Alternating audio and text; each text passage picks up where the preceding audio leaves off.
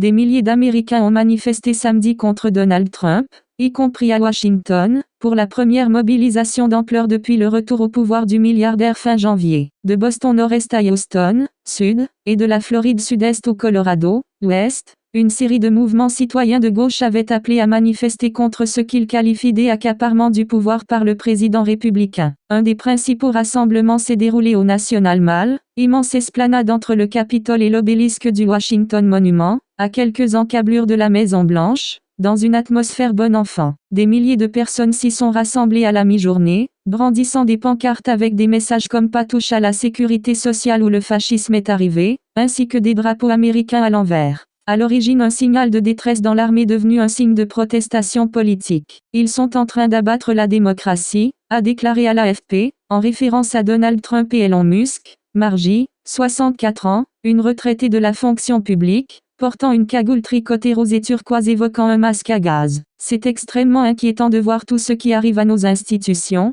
et l'équilibre des pouvoirs complètement bouleversé sur tous les plans, de l'environnement au droit individuel, a abondé Jenellen Saum, 66 ans, qui travaille dans l'immobilier à Fairfax, près de Washington. Les organisateurs attendaient 20 000 personnes dans la capitale fédérale mais ont affirmé samedi après-midi que la participation était beaucoup plus élevée. Pas à vendre. Outre les importants contingents de retraités, en particulier de la fonction publique, ont afflué de nombreux jeunes, y compris des enfants avec leurs parents. La démocratie n'est pas à vendre, pouvait-on lire sur une pancarte brandie par un père de famille, avec son fils dans une poussette. Plusieurs ténors démocrates ont pris la parole. Aucune personne dotée de sens moral ne veut d'un dictateur sabotant l'économie qui connaît le prix de tout et la valeur de rien, a déclaré l'élu de la Chambre des représentants Jamie Raskin. Depuis son retour à la Maison-Blanche le 20 janvier, Donald Trump invoque la légitimité populaire pour justifier son interventionnisme tous azimuts, au nom d'une conception maximaliste des prérogatives de l'exécutif. Donald Trump et Elon Musk pensent que ce pays leur appartient.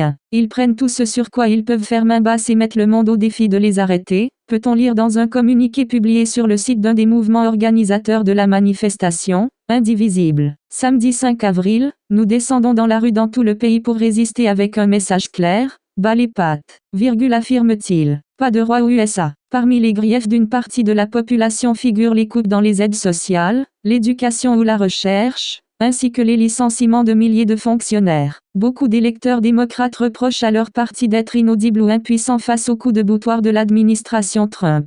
Abbott Schwinn, un étudiant de 19 ans de Caroline du Nord-Sud-Est venu manifester avec son père, a déploré une grande déconnexion entre les élus démocrates et les jeunes. Beaucoup, surtout parmi les plus progressistes, pensent que le Parti démocrate se dégonfle, essaie d'être trop modéré et ne défend pas vraiment nos droits, a-t-il souligné. À New York, où l'affluence était également significative, une manifestante qui travaille dans l'éducation supérieure, Rachel Nevin, s'est dite très inquiète des attaques contre la connaissance, en particulier des gels de bourse pour les chercheurs et les étudiants. À Denver, au Colorado, une pancarte proclamait « Pas de roi aux USA ». Des manifestations similaires se sont tenues à travers le monde, notamment à Berlin, Paris, Rome et Londres. Donald Trump passe le week-end chez lui en Floride. J'aurais aimé qu'il soit là plutôt qu'à un tournoi de golf, dans sa propriété de Mar-a-Lago, et qu'il voit que les gens sont dans la rue, déclare-t-elle, une femme de 62 ans qui n'a pas donné son nom de famille. Ça fait du bien de voir autant de gens, abonde Annette,